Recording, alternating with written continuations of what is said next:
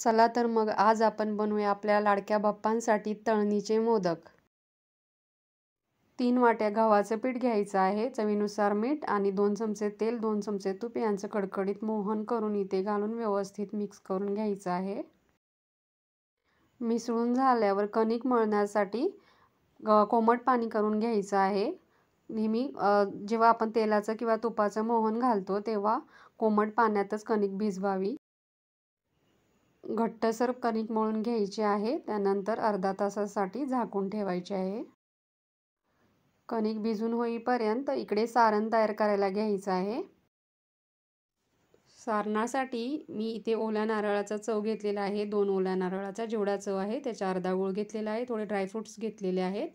Dry fruits नाही घातले तरी देखील चालेल। सर्वात अगोदर गूळ घालून गूळ थोडासा वितळवून घ्यायचा आहे। गूळ वितळला की त्यामध्ये ओल्या नारळाचा चव घालायचा आहे आणि व्यवस्थित हलवून परतवून घ्यायचं आहे।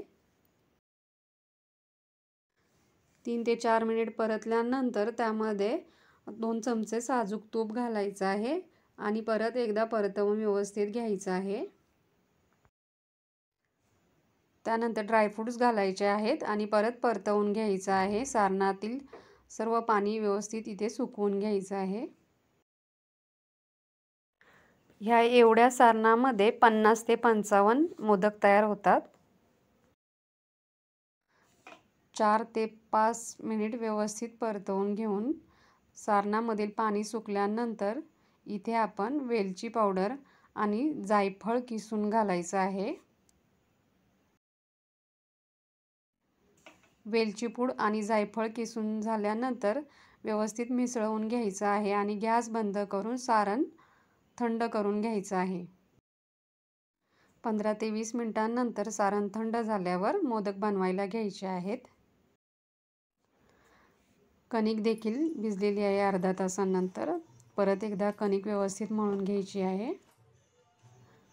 कणकेचा मोठा गोळा घेऊन इथे पोळी लाटून घ्यायची आहे। जास्त जाडही नाही आणि जास्त पातळही पोळी लाटायची नाही। पोळी लाटून झाली की वाटीच्या साहाय्याने त्याच्या अशा पाऱ्या तयार करून घ्यायच्या आहेत। त्यामध्ये सारण भरून व्यवस्थित काळ्या पाडून मोदक तयार करायचे आहेत।